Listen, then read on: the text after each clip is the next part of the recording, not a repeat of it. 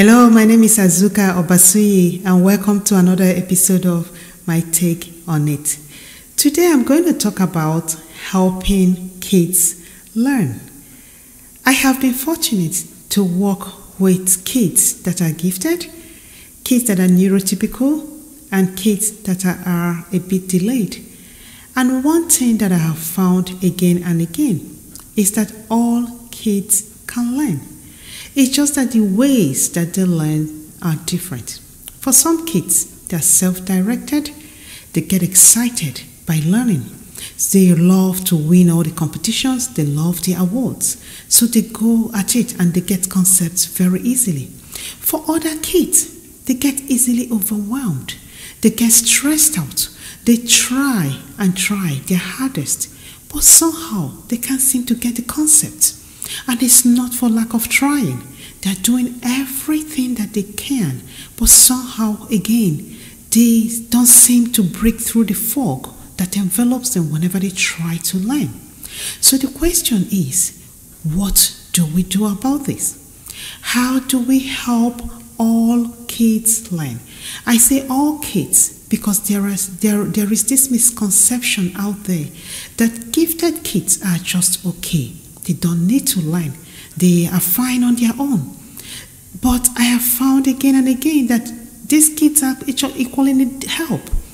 They are easily in school. You have some teachers complaining that, they are disruptive, they are show off, their classmates laugh at them, that they are just show off, they don't have any life. And this child will do what I call dumbing down. The child that seems to be thriving will suddenly, do whatever it takes to be accepted, to be accepted by his classmates. So you find some concept that they easily get and they'll tell you, oh no, I don't know it. What are they trying to do here? They are trying to dumb down. They are trying to show that they are trying to fit in to this mode, acceptable mode that, okay, this is what you need to do to be accepted or to be liked by the teacher. By your teacher at school. So you find that all kids do need help. All kids learn. So the question is, how do you help them learn? I have found with working with kids that are a little bit delayed, that nothing is as satisfying as taking this child that is in this mental fog, that doesn't seem to get the concept, taking them from that mental fog to the place where they suddenly have this aha moment, where they get this concept, where there is like, wow, I actually get this. I can actually do this. There is nothing as satisfying as this. So how do we help all kids learn?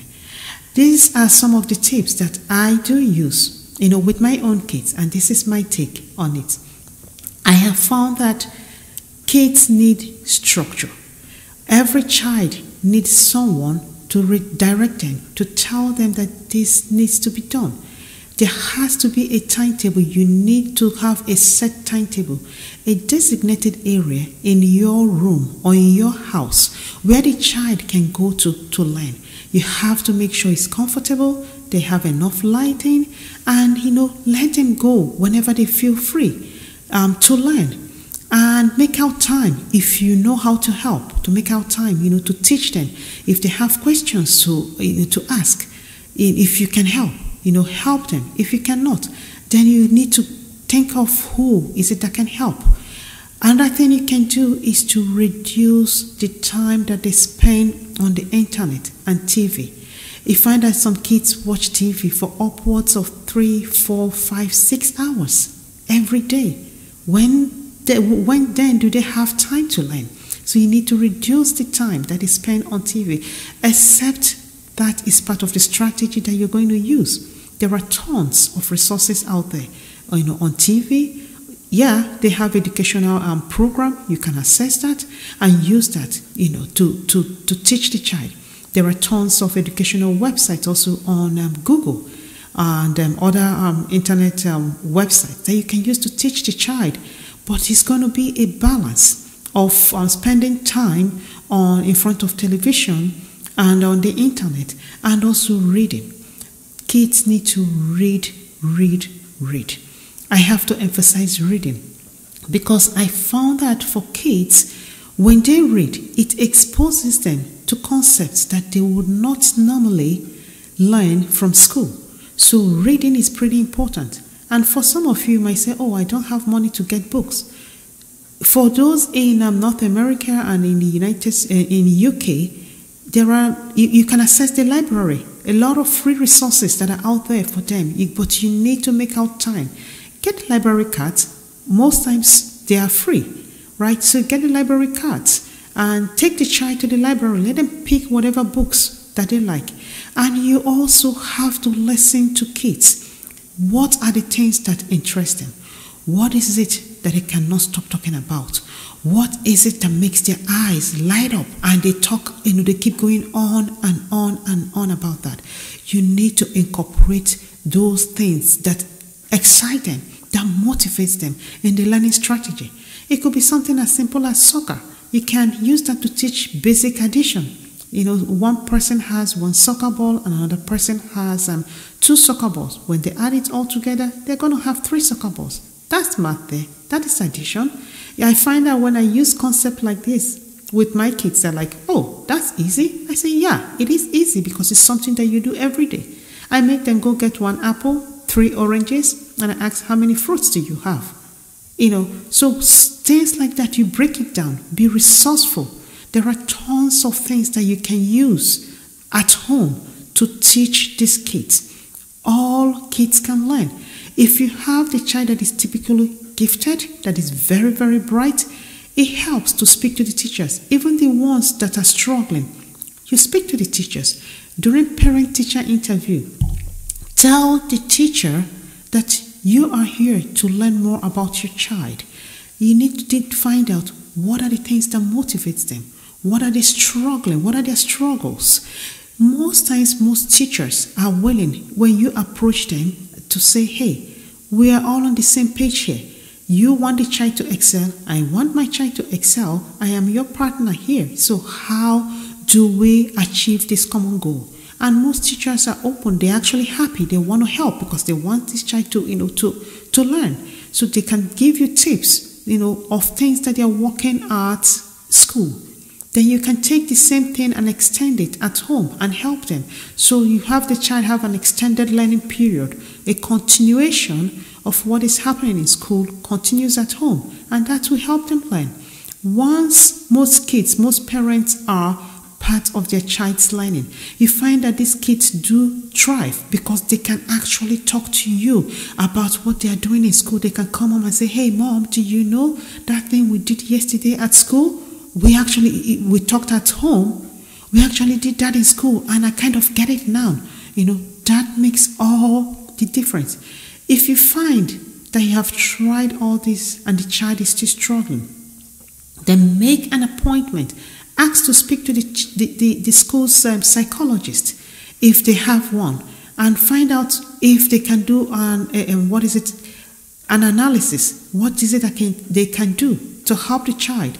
If the psychologist is not helping, or if they could recommend to have someone assess the child, and if that is helping or not helping, another thing you can do is to take the child to see a doctor. Sometimes you need a diagnosis, for the child to be fully diagnosed if he has a learning disability, a learning problem. And in North America, especially in Ontario, Toronto area, once you get the diagnosis, you can access tons of resources, and most of them are free of charge to you. Like it's at no cost to you. The question is, what is it that you can do to help this child learn? Yes, it involves time, but I think our kids are worth the time that we spend on them. Half of the time when you work, when you make money, it is for these kids. So it also do help to go that extra mile to put in the extra time to help this child learn. If you find that you cannot help the child, look around. Try to assess resources. There could be maybe a high school student that is free, that is willing, maybe for a little fee, to teach your child. There are so many things that we can do to help our child learn. It just takes us being resourceful. It just takes you knowing what resources that are out there. And if you do need help, you can, call me. You can, send me an email. I am actually, quite, I have done a lot of helping other people and working, with my own kids, knowing what is out there. There are also a lot of paid program out there. I know about QMON and, assess whatever resources that are out there in school. There are tons of resources out there. For most of us that come here as a first generation immigrant, you have a lot of things taking up your time. You have to work, you have to provide for the kids, and at the same time when you come home you're too tired to listen to this child. If you find that you cannot do this, you have to look for who else is it that can help. Look for other parents, and take time. You can go to the parents' house, or the kids come to your house one day, and your own kids can go to their house. So there are so many things, so many ways to make this work. The thing is to help our kids learn. I also need to touch on some kids that you notice that your child is very smart. It seems to be, at the top of his class. If a child is consistently at the top of his class, you have to look into finding out, is this child gifted? Can he benefit from going to the next class? There are a lot of things that can be done to help the child excel.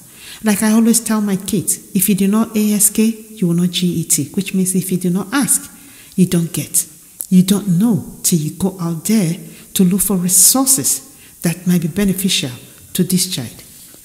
I will stop by giving another quote. I will end this session by reading out a quote by Benjamin Franklin. And he says, I quote, "Tell me and I forget.